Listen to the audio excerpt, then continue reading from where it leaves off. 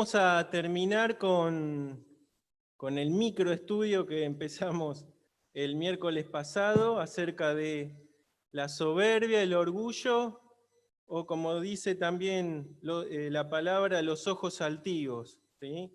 No voy a repetir nada del miércoles pasado, primero porque quedó grabado en YouTube, aquellos que no lo vieron pueden ir. Y después también porque si necesitan las notas o el bosquejo que yo tengo, me lo piden, no tengo problema, yo se los paso con todo gusto y placer. Vamos a tener, como la vez pasada, una lectura introductoria y nos vamos a ir rápidamente a Deuteronomio. Vamos a ir a Deuteronomio capítulo 8. Este libro es el libro de, algunos lo traducen segunda ley. Es lo que Moisés deja a la generación que iba a entrar a la tierra prometida. Ellos tenían la ley levítica, pero Deuteronomio es como un compendio, como un resumen de esa ley, y además Moisés agrega algunas cosas muy prácticas, obviamente, dadas por el Señor a través de él, para esta nueva generación que estaba a punto de entrar a la tierra prometida. Moisés no iba a poder entrar, pero tenía que sí dejar establecidas las pautas de cómo ese pueblo se tenía que comportar al entrar a la tierra que Dios le había prometido. Leemos entonces algunos pasajes del capítulo 8. Empezamos con el verso 11, lo voy a leer yo y voy a tratar de ser lo más claro posible. Dice así: cuídate de no olvidarte de Jehová tu Dios para cumplir sus mandamientos, sus decretos y sus estatutos que yo te ordeno hoy. No suceda que comas y te sacies y edifiques buenas casas en que habites, y tus vacas y tus ovejas se aumenten, y la plata y el oro se te multipliquen, y todo lo que tuvieres se aumente y se enorgullezca tu corazón. Y te olvides de Jehová tu Dios, que te sacó de tierra de Egipto, de casa de servidumbre, que te hizo caminar por un desierto grande y espantoso, lleno de serpientes ardientes y de escorpiones y de sed, donde no había agua. Y él te sacó agua de la roca del pedernal, que te sustentó con maná en el desierto, comida que tus padres no habían conocido, afligiéndote y probándote para a la postre hacerte bien. Y digas en tu corazón: mi poder y la fuerza de mi mano me han traído esta riqueza. Sino, acuérdate de Jehová tu Dios, porque Él te da el poder para hacer las riquezas, a fin de confirmar su pacto que juró a tus padres, como en este día. Vamos al capítulo 9, verso 3. Dice así: entiende pues hoy que es Jehová tu Dios el que pasa delante de ti como fuego consumidor, que los destruirá y humillará delante de ti. Y tú los echarás y los destruirás enseguida, como Jehová te ha dicho. No pienses en tu corazón cuando Jehová tu Dios los haya echado de delante de ti. Me ha traído Jehová a poseer esta tierra. Pues por la impiedad de estas naciones Jehová las arroja de delante de ti, no por tu justicia, ni por la rectitud de tu corazón entras a poseer la tierra de ellos, sino por la impiedad de estas naciones Jehová tu Dios las arroja de delante de ti, y para confirmar la palabra que Jehová juró a tus padres, a Abraham, Isaac y Jacob. Último verso, el 6. Por tanto, sabe que no es por tu justicia que Jehová tu Dios te da esta buena tierra para tomarla, porque pueblo duro de cerviz eres tú. Bueno, hasta acá nomás la lectura. Todo ese capítulo 8, el capítulo 9 son hermosos, y Deuteronomio en sí es un libro también para sacar muchas riquezas para nosotros, aunque se escribió hace tantos años atrás. Es el consejo de Dios para su pueblo. ¿Y nosotros qué somos hoy? Somos su pueblo, comprado por sangre, a precio de sangre de su Hijo. Bueno, esta lectura introductoria es para tratar ciertos temas. Vamos a seguir leyendo pasajes, hoy vamos a leer bastante. Yo dividí este fin de este tema en algunos títulos. El primero es las consecuencias de ser soberbio. El segundo es el actuar de Dios con los soberbios. Los factores o situaciones que predisponen a incurrir en la soberbia o el orgullo. Y el último es cómo librarnos de este mal. Cómo librarnos de este mal. Empezando por las consecuencias de ser soberbio, algunas cosas pudimos ver el miércoles pasado cuando hablábamos de las cualidades de la persona soberbia, ¿no? Y hay muchas consecuencias de la soberbia en mi vida. Yo anoté 3 como un resumen o como lo que más me llegó en mi corazón. La primera es: la soberbia hace imposible que se tenga una perspectiva correcta con respecto tanto de Dios como del hombre. ¿Sí? Es decir, la soberbia y el orgullo me nublan la visión correcta, no solo de mí, sino de los demás y de Dios. ¿Sí? Dice ahí Jeremías 49:16, tu arrogancia te engañó y la soberbia de tu corazón. Tú que habitas en cavernas de peñas, que tienes la altura del monte, aunque alces como águila tu nido, de allí te haré descender, dice Jehová. Y Daniel 5:20 y 22 traduce la Reina Valeria contemporánea, pero su corazón se envaneció y se endureció su espíritu orgulloso, y por eso fue depuesto del trono y despojado de su gloria.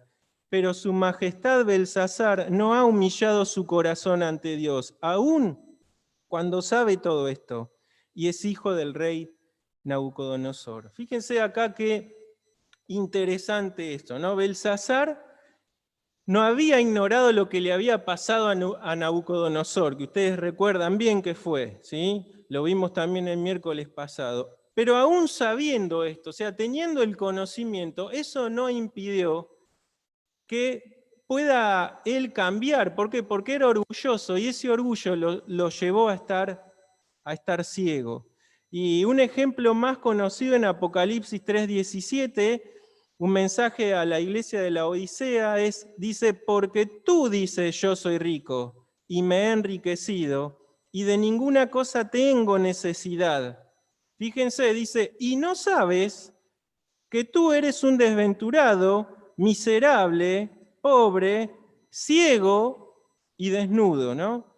La ceguera espiritual. El orgullo no solo nos cambia la perspectiva, en el plano espiritual también nos quita la visión. Yo cuando leía estos pasajes también, yo no lo anoté en el bosquejo, pero me venía a la mente el ejemplo también de Sansón, ¿no? Cómo una persona en el lugar que estaba, y con el poder que tenía dado de parte de Dios, fue soberbio, no escuchó los consejos y terminó como le arrancaron los ojos, lo dejaron ciego, ¿no? En el plano espiritual la soberbia nos puede llevar a lo mismo, hermanos, a perder la visión clara que Dios quiere que tengamos, ¿sí? Lo segundo que puse es hace al hombre necio. Y esto no es algo menor. El miércoles pasado hablábamos de cómo en la palabra siempre se refleja que la soberbia y la necedad van juntas, son como hermanitas gemelas. Nunca un sabio está ligado a la soberbia, jamás. Siempre todo lo contrario.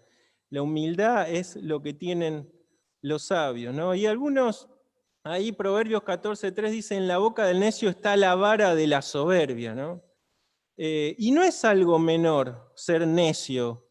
Para quizás los más jovencitos que están escuchando, que créanme que la palabra necio es una palabra suave. Pues si ustedes buscan los sinónimos, van a leer que, por ejemplo, estúpido e imbécil son sinónimos de necio. Y entonces, por ejemplo, cuando dice que el hijo necio desprecia el consejo de su padre, te está diciendo que sos un imbécil si desprecias el consejo de aquellos que te engendraron, de tu abuelo, de tu hermano mayor, de tu tía, de tus hermanos espirituales, de tus ancianos, de tus pastores. Este es también un mensaje para los adolescentes y los jóvenes, ¿no? Están pidiendo consejos. Yo sé que en esa edad parece que uno se lleva el mundo por delante, parece que la vida no pasa, ¿no? Y vemos los tiempos. Yo ahora estoy por cumplir 40 ya el año que viene, y yo a esa edad no digo, 40 es un viejo, son viejos los ves viejos a los de 40. Y hoy digo, estoy joven, ¿no? Estoy joven, y veo como viejo a los de 90 ya. Pero un consejo de Dios, ¿sí?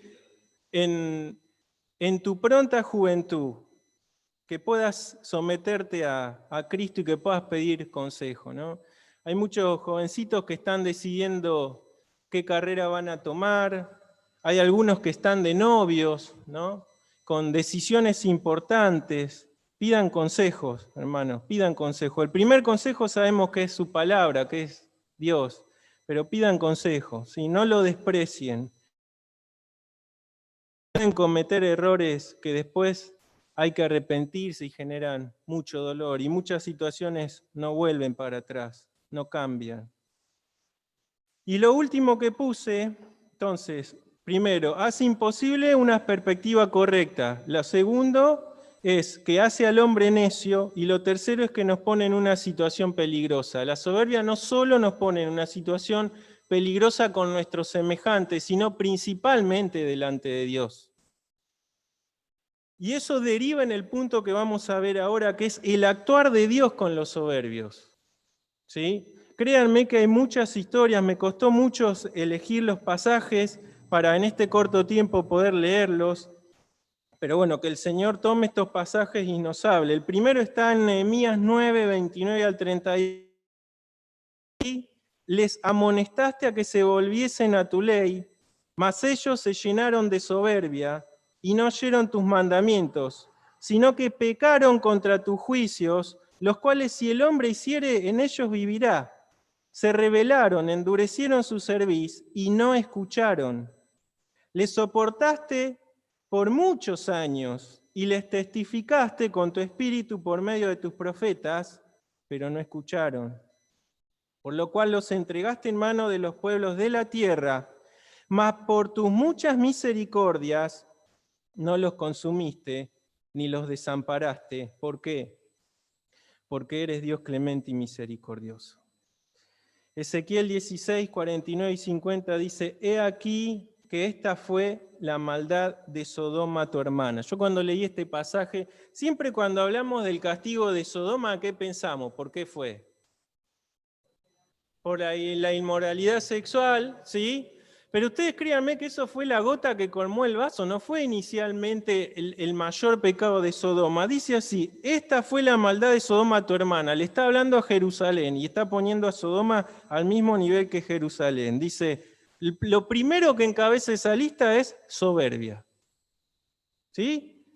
Esta fue la maldad de Sodoma tu hermana, soberbia, saciedad de pan y abundancia de ociosidad tuvieron ella y sus hijas, y no fortaleció la mano del afligido y del menesteroso, y se llenaron de soberbia, e hicieron abominación delante de mí, y cuando lo vi, las quité. Fíjense, ¿no? Cuando hablamos de este tema, que no se habla a veces tanto, y cuando yo meditaba en él, qué grave que es realmente, ¿no? Cuando se encuentra orgullo y soberbia en mi vida, en mi corazón.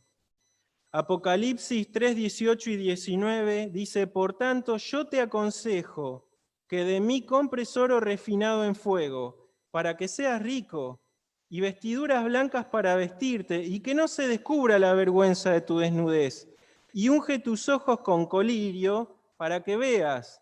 Esta es la continuación del pasaje que habíamos leído, ¿no? El mensaje a la Odisea. Y dice así, yo reprendo y castigo a todos los que amo. Segunda Crónicas 32, 24 al 26 traduce la Nueva Versión Internacional. Por aquellos días Ezequías se enfermó gravemente y estuvo a punto de morir. Entonces oró al Señor, quien le respondió y le dio una señal extraordinaria. Pero Ezequías no correspondió al favor recibido, sino que se llenó de orgullo. Eso hizo que el Señor se encendiera en ira contra él y contra Judá y Jerusalén. Luego Ezequías, junto con los habitantes de Jerusalén, se arrepintió de su orgullo y mientras él vivió, el Señor no volvió a derramar su ira contra ellos.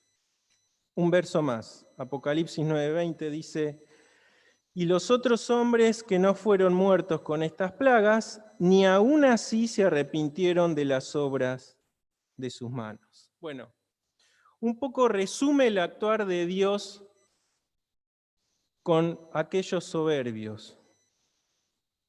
Primero, fíjense, advierte o aconseja. Yo te aconsejo, le decía a la Odisea, yo te aconsejo que compres de mí, porque si no, ¿qué decía? Reprendo y castigo a quienes, a los que amo. ¿Sí? Y es paciente, vieron que ahí en Nehemías dice, le soporté por muchos años. Es cuánta paciencia tiene realmente Dios con nosotros. Cuánta misericordia que tiene. Pero hay un punto. Dios no es tonto. Dios es bueno, es misericordioso, pero hay un punto de inflexión donde Él dice, hasta acá. Y si no hay arrepentimiento, si no corregimos nuestra forma, ¿qué hace el Señor? Hemos leído varios casos, ¿no? Aplica la corrección, ¿sí? Castiga o corrige. En algunos casos es muy severo, como en el caso de Nabucodonosor, e incluso hasta inexplicable, porque hasta científicamente es difícil de entender el grado de humillación de este hombre al punto de comer pasto, ¿no? Como los animales. Y en otros casos no es tan grave. Eso está dentro de la soberanía de Dios y Él conoce cada corazón para aplicar la disciplina que Él cree conveniente. Ahora, fíjense, muchos hombres volvieron atrás, leímos, ¿no? Se arrepintieron y Dios incluso esa ira que tenía fue aplacada y el mal que tenía pensado hacer no lo hizo. ¿Por qué? Porque hubo arrepentimiento genuino, es decir, volvieron atrás, dejaron las soberbias.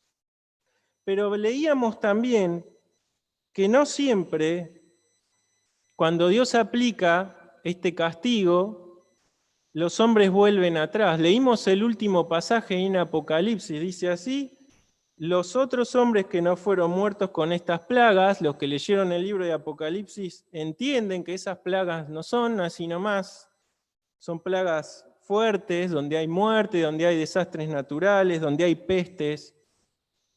Dice, ni aún así se arrepintieron de las obras de sus manos. Obviamente, por ende hay condenación, ¿no? Por ende hay condenación, porque al fin de todo, Dios tiene que igual juzgar la soberbia de estas personas.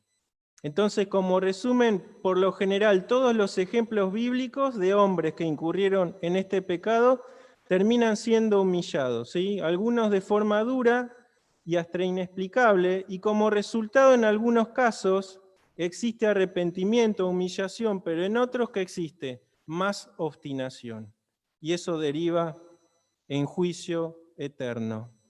Ahora, yo pensaba, ¿cuáles son? Si bien todos podemos incurrir en este pecado de soberbia y de orgullo.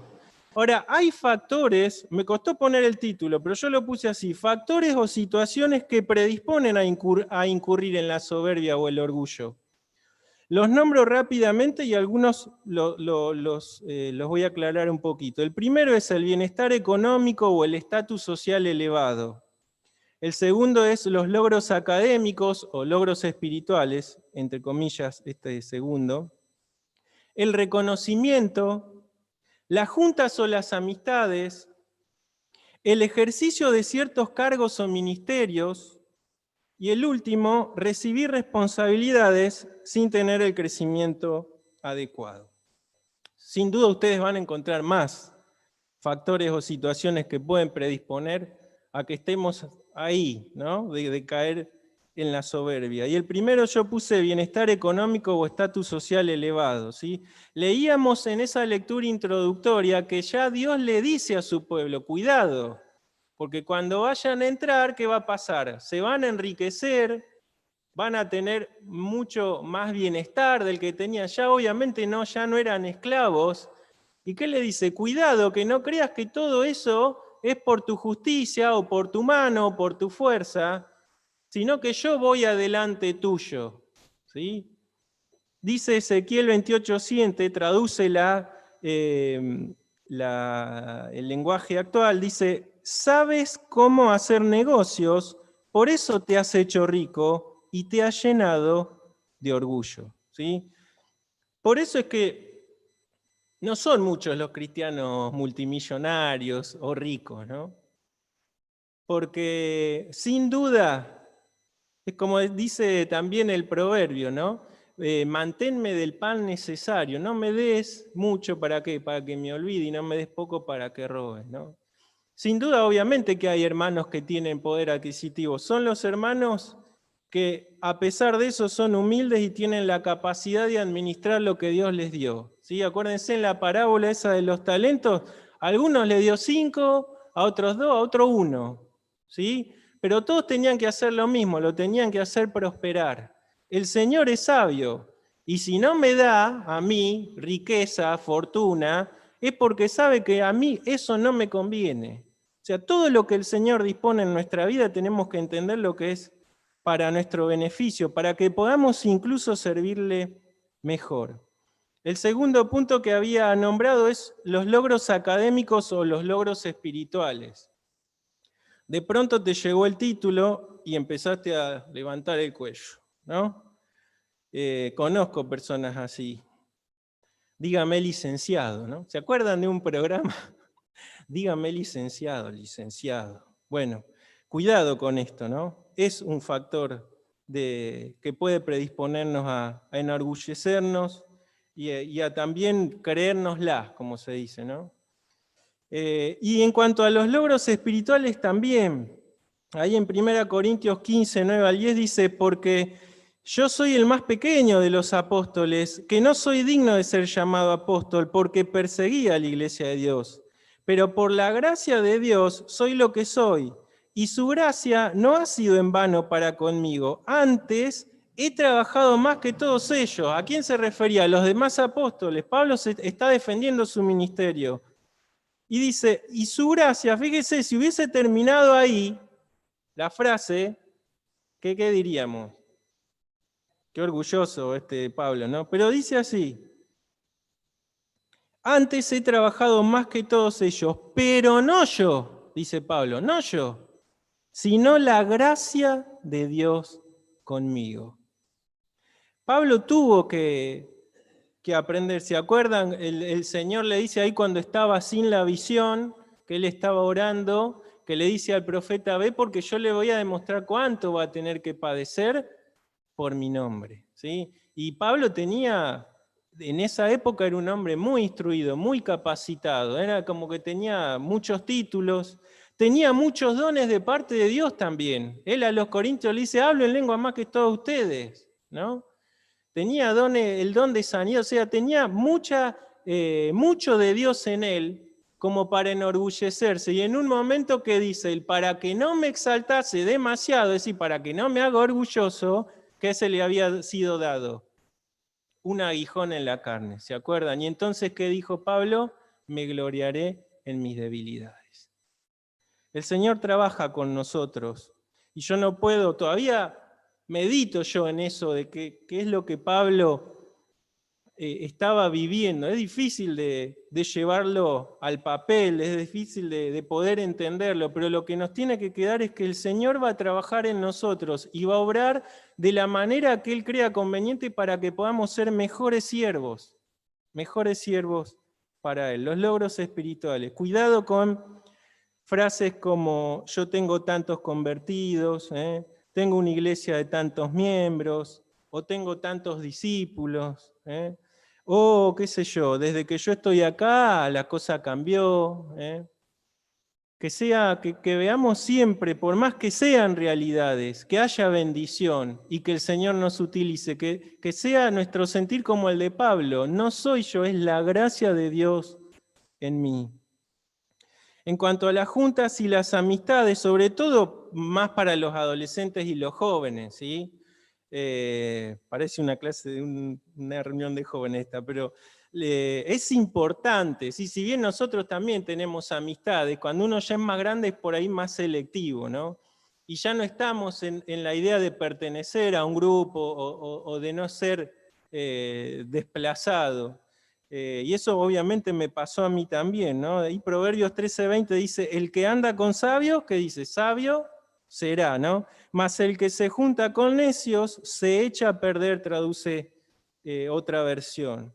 Y esto es, tenemos que ser radicales en esto, ¿no? A mí me tocó tener que amputar amistades, ¿no? Si tu mano te da ocasión de caer, dice, échala de ti. Con las amistades lo mismo. Las amistades nos pueden, tristemente, alejar de la voluntad de Dios, desplazar. Y entonces tenemos que ser radicales. Si queremos agradar a Dios, esto tiene que ser sincero en nosotros. Si queremos agradar a Dios, hay cosas que tenemos que dejar.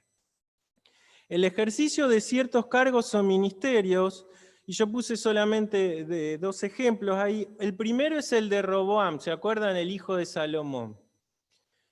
Un muchacho que el cargo le quedó grande, ¿sí? Asumió, fue el rey, heredó el reino, y lo primero que hizo que fue dividir el reino.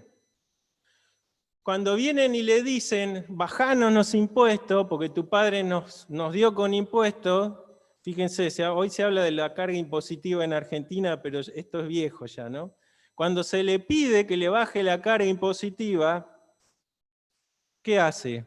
Le pide, sí, consejo a los que habían estado con su padre. ¿Qué les dice? Bajale los impuestos y te van a servir. Servilos, hablales bien, y te van a servir hasta que te mueras. Pero él, orgulloso y soberbio, ¿qué hizo? Se fue a pedirle consejo a sus camaradas, a sus amigos, a los que no tenían ni la más pálida idea, a los que nacieron en cuna de oro y no tenían idea de nada, de cómo reinar. ¿Y qué le dijeron? Lo aconsejaron mal. Y el orgullo lo llevó a decir que su dedo meñique iba a ser más gordo que los lomos de su padre, fíjense. Y que su padre, si les había dado con azotes, él que les iba a tirar escorpiones. ¿Qué tenemos contigo? ¿Qué parte tenemos contigo? De un plumazo se le fueron 10 tribus. 10 tribus se le fueron. Y sí, si los que conocemos la historia sabemos que Dios ya había dicho que eso iba a ser así, ¿no? Pero se valió de la soberbia de este hombre para cumplir la palabra que ya estaba profetizada. El ejercicio de ciertos cargos o ministerios. Y Tito 1:7, ahí Pablo le está aconsejando a Tito en cuanto a los obispos, dice, es necesario que el obispo, en cuanto a la administración de las cosas de Dios, sea irreprensible. Lo segundo dice, no soberbio, no iracundo. Y esto no es solo en el caso del ancianato, del pastorado de la iglesia, es para todos los que tienen responsabilidades a cargo de, los que están a cargo de adolescentes, los que están a cargo de jóvenes, aún los que están a cargo de niños. Esas posiciones, esos lugares, a veces pueden en nosotros generar ciertos pensamientos o ciertas soberbias. Nos tenemos que cuidar, tenemos que velar y tenemos que orar continuamente. Y el último es recibir responsabilidades sin tener el crecimiento adecuado.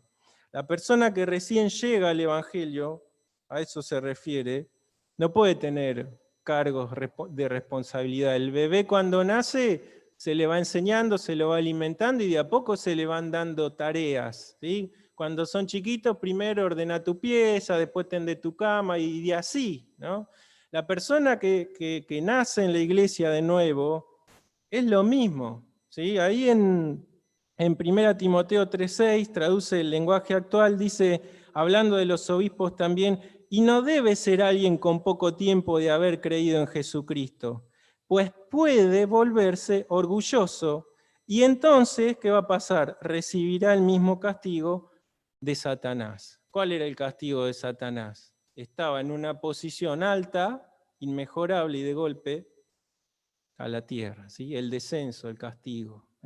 Lo mismo puede pasar si a personas recién nacidas en la fe se les da tareas, cargos o ministerios de alta responsabilidad. Pueden volverse orgullosos. Bueno, esto es un resumen, sin duda hay otros factores que pueden predisponernos a la soberbia, ¿no? Y por eso tenemos que estar siempre atentos. Y lo último es cómo librarnos de este mal. O sea, vamos al tratamiento. Habíamos hecho el diagnóstico, vimos las cualidades de esta enfermedad, si la podemos llamar así, y ahora tenemos que hablar del tratamiento, tenemos que ver cómo librarnos, ¿sí?, de esto. Nos tenemos que librar porque dijimos el miércoles pasado, es algo que Dios abomina, que le genera náuseas, que no le gusta, ¿sí? Y nosotros como sus hijos tenemos que actuar de la misma forma. Lo primero es lo que venimos leyendo, arrepentirnos y humillarnos. Es el primer paso, aun cuando no reconozcamos en nosotros cuáles son, porque pues, puede que pase que no nos estamos dando cuenta de las actitudes soberbias que estamos teniendo, pero lo primero es, Señor, me arrodillo, escudriña mi corazón. Fíjate si en mí qué soberbias hay, manifiéstalas. Apocalipsis 3:19, volviendo a la Odisea, dice, yo reprendo y castigo a todos los que amo. Sé pues celoso y arrepiéntete. Ahí está el tratamiento. El segundo que anoté yo es meditar en la palabra, no como algo en que no como tomarla para información. Leo la Biblia para saber más. No, ¿por qué? Porque el conocimiento también puede envanecer, ¿sí? Por eso Pedro dice, al conocimiento agréguenle dominio propio. Si no nos paramos en el dominio propio y en el amor, el conocimiento también nos va a envanecer. Entonces, meditar en la palabra para ponerla por obra. Hay Deuteronomio también en 17, traduce la Nueva Traducción Viviente, dice 17, 19 y 20, tendrá esta copia siempre consigo y la leerá todos los días de su vida. De esta manera aprenderá a temer al Señor, su Dios, al obedecer todas las condiciones de esta serie de instrucciones y decretos. La lectura diaria impedirá que se vuelva orgulloso y que actúe como si fuera superior al resto de sus compatriotas. Y también impedirá que se aparte de los mandatos en lo más mínimo. Además, será una garantía de que él y sus descendientes reinarán por muchas generaciones en Israel. Me encantó este pasaje. Le está hablando a los reyes, ¿no? Cada rey que subía al trono, los escribas tenían que hacer una copia de la ley para ellos. ¿Sí? Eso era el mandato de Dios. Y fíjense, me encantó esto, dice, la lectura diaria impedirá que se vuelva orgulloso. Y la pregunta es, ¿qué leíste hoy? ¿No? Yo cuando era jovencito había un hermano, hay un hermano que está en Ushuaia que se llama Manolo, lo conocen muchos. Cuando estuvo en Mar del Plata, estábamos en la iglesia del frente, siempre me preguntaba, ¿qué leíste hoy? Y a veces quedaba dando vuelta como un trompo porque no había leído, pero ni el pronóstico, ¿viste? Ni nada. ¿Qué leíste hoy? La pregunta es, ¿comiste hoy? ¿Comés todos los días? Sí, por la gracia de Dios, sí. Bueno, ¿lees todos los días? ¿Meditamos en su palabra todos los días? Graficalo de esta forma, esto es como comer. Esto es como comer para nosotros. Por eso hay mucha debilidad espiritual en nuestra vida, en mi vida, porque no me alimento. Y la palabra es lo único que nos va a transformar. Tu palabra es verdad, dice la palabra de Dios, ¿no? La lectura diaria impedirá que se vuelva orgulloso y que actúe como si fuera superior al resto de sus compatriotas. Que sea esto un anhelo y que nos propongamos, que seamos didácticos, que seamos prácticos, que nos propongamos todos los días apartar un poco. Yo entiendo que muchas veces el trabajo, las obligaciones, el estudio nos consumen mucho tiempo. Pero miren, yo les voy a decir una experiencia personal. No leí nunca tanto la Biblia como cuando estaba en la universidad. Llegué a separar 1 hora por día para leer y orar. No lo pude volver a hacer. Hoy me encantaría volver a hacerlo. Lo hago, pero mucho menos tiempo. Pero cuando uno dispone en su corazón a hacerlo, puede encontrar el tiempo. Yo no te digo 1 hora, yo te puedo decir 20 minutos, pero si todos los días 20 minutos te arrodillás delante de Dios, meditas en su palabra y orás, el Señor va a trabajar en vos y vas a ser cada vez más como Él. Lo tercero que anoté, y ya para ir terminando, es aceptar nuestras limitaciones o debilidades. Nos cuesta a veces esto. Romanos 12:3, la Nueva Traducción Viviente, dice así: basado en el privilegio y la autoridad que Dios me ha dado, le advierto a cada uno de ustedes lo siguiente: ninguno se crea mejor de lo que realmente es. Sean realistas al evaluarse a ustedes mismos. Háganlo según la medida de fe que Dios les haya dado.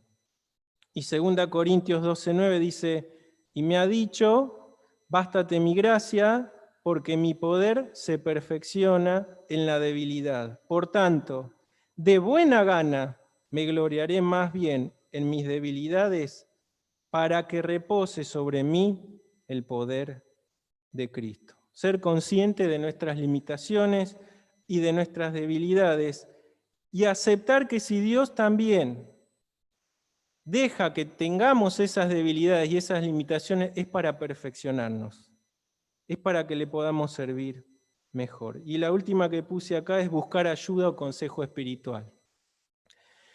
Volvemos al tema del consejo, ¿no? O buscar ayuda, buscate a alguien que le puedas decir con confianza: orá por mí. Orá por mí porque hay cosas que me cuestan cambiar, hay soberbias que tengo, hay cosas que modificar en mi vida.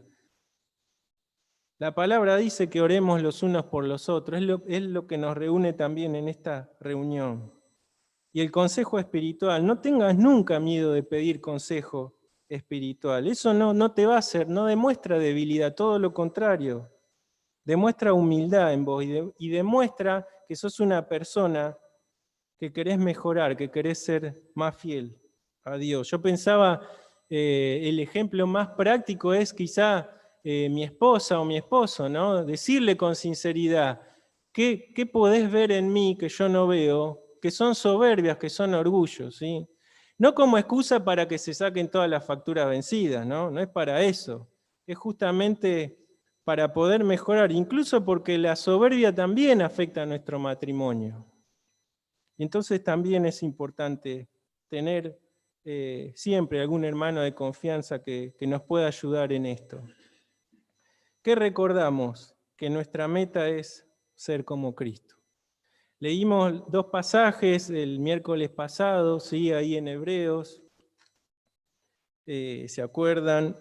A ver si lo tengo aquí. Hebreos 12:2, puestos los ojos en Jesús, el autor y consumador de la fe, el cual por el gozo puesto delante de él sufrió la cruz, menospreciando el oprobio, y se sentó a la diestra del trono de Dios. Y Filipenses 2:5-8, haya pues en vosotros este sentir que hubo también en Cristo Jesús, el cual siendo en forma de Dios no estimó el ser igual a Dios como cosa que aferrarse, sino que se despojó a sí mismo tomando forma de siervo, hecho semejante a los hombres, y estando en la condición de hombre, se humilló a sí mismo, haciéndose obediente hasta la muerte, y muerte de cruz. Y la frase del corito que me había quedado prendida es: ser como Cristo mi solo anhelo es. En mi pensar y obrar, ansío ser como Él. Que ese sea realmente delante de Dios nuestro sentir, nuestro más grande deseo. Cantábamos, me encantaron las canciones que Cristian pidió hoy. Una es Cristo, ¿a dónde más podría ir? Tenemos que ir a Él. Y el otro es, cámbiame, ¿no? Hazme otra vez. Quizás no tenga que hacerte otra vez el Señor, pero sí cambiar un montón de cosas en mi vida y en tu vida. Que haya esta disposición de nuestro corazón para ser cada vez más como Cristo. Y que Dios bendiga su palabra en esta noche.